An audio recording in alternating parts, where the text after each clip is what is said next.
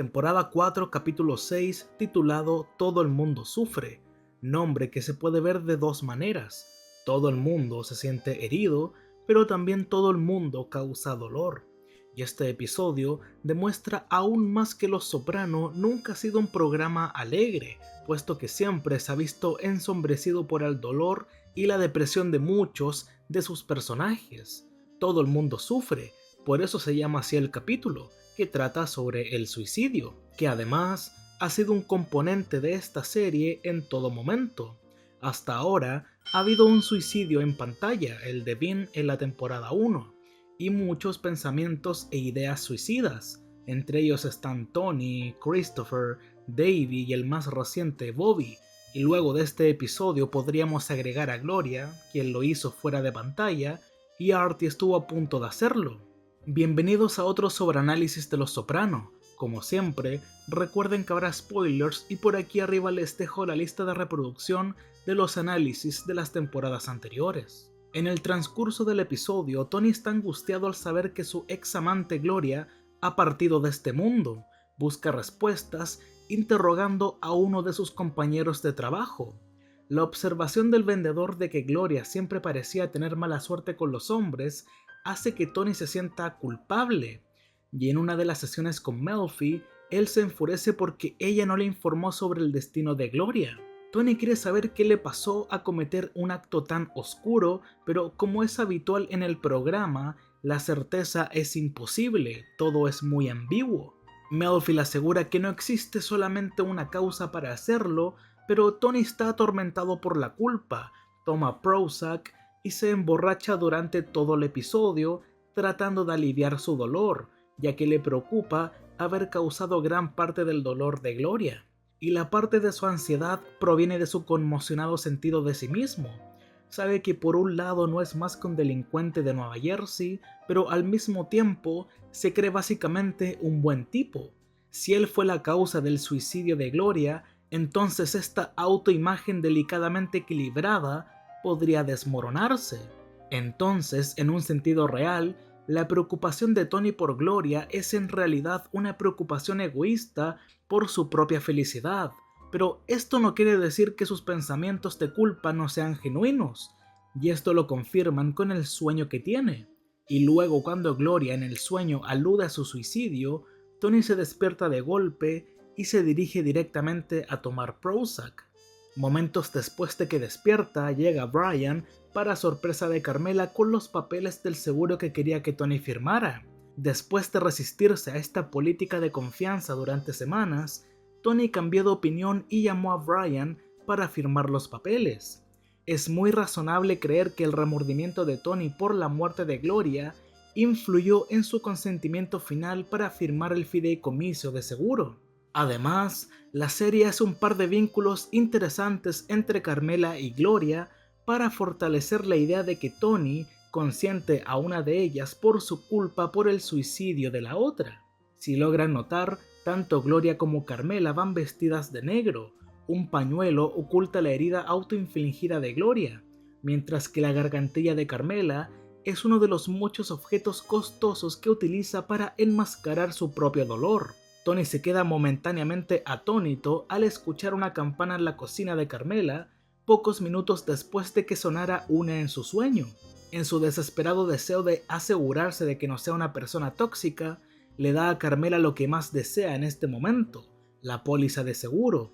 Y cuando Carmela se levanta para ir a revisar sus galletas, Tony busca que Brian lo tranquilice, por así decirlo. Dirige a Brian a Patsy para que le compre un traje nuevo, lo que provocó que Brian le hiciera el cumplido que anhelaba. Thanks, Tony. Wow, you're a great guy. All right. Más adelante, Tony acude a su buen amigo Artie para obtener más confirmación de su bondad.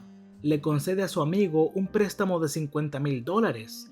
Artie quiere ser un capitalista de riesgo y al mismo tiempo impresionar a su nueva anfitriona, pero no tiene el capital. Antes de que Tony acudiera a él, Artie había acudido a Ralphie para pedirle el préstamo.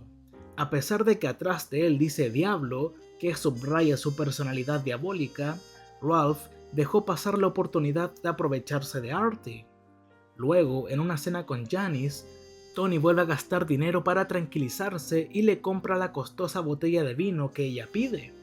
A Janice no le gusta el trago que Artie consiguió y aparentemente a nadie más tampoco. La empresa del trago eventualmente fracasa y Artie no tiene más remedio que intentar cobrar él mismo el dinero. Intenta canalizar a Travis de Taxi Driver, pero ni siquiera puede convencerse o venderse a sí mismo frente al espejo esa personalidad, y por eso su intento de cobrarle a Jean-Philippe termina en un fracaso. Y mientras Tony está en la cama con una mujer, recibe una llamada de un Artie suicida. Cuando Tony llega al hospital, a su amigo le hicieron un lavado de estómago y se encuentra en una condición estable. Tony explota en un ataque de ira cuando Artie sospecha que él sabía desde el principio que es así como se desarrollarían los acontecimientos.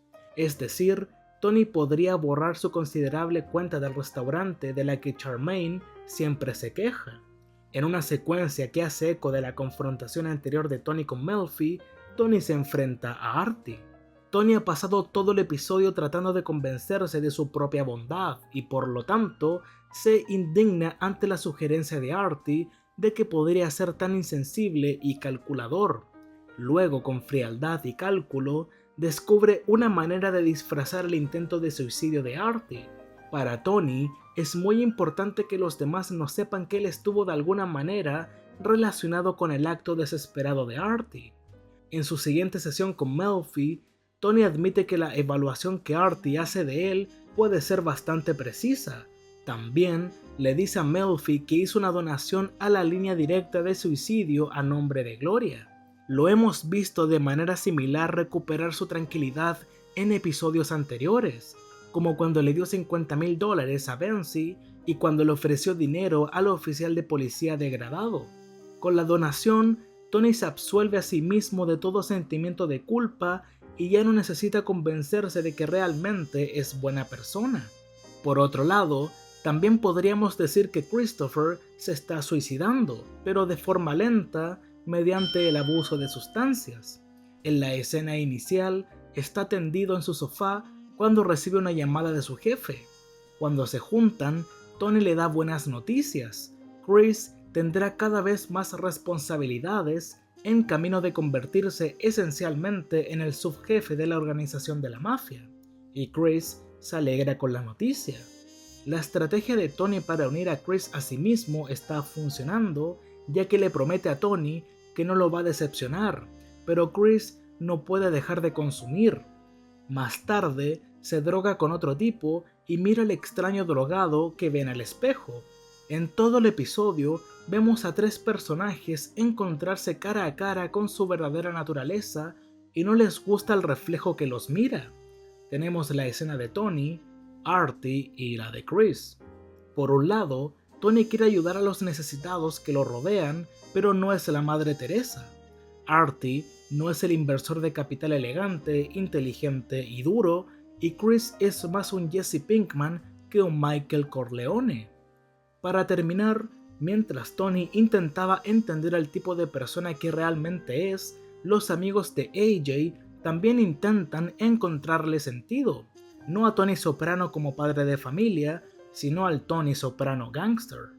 La casa y las pertenencias de Tony no encajan con la imagen de gángster impresa en sus jóvenes mentes por todas las películas que han visto y conocen, y las cosas de Tony no llegan a ser tan deslumbrantes o valiosas como las cosas que posee la familia de Devin. En la última escena, el amigo de AJ se pregunta en voz alta por qué Tony no está a la altura de su percepción de un gángster. AJ solo puede responder que no lo sabe. Sus amigos definitivamente estaban perplejos de por qué Tony no era más como un Corleone, pero este es un programa sobre la mafia a principios de la década de los 2000, muchos años después de su época dorada, por así decirlo.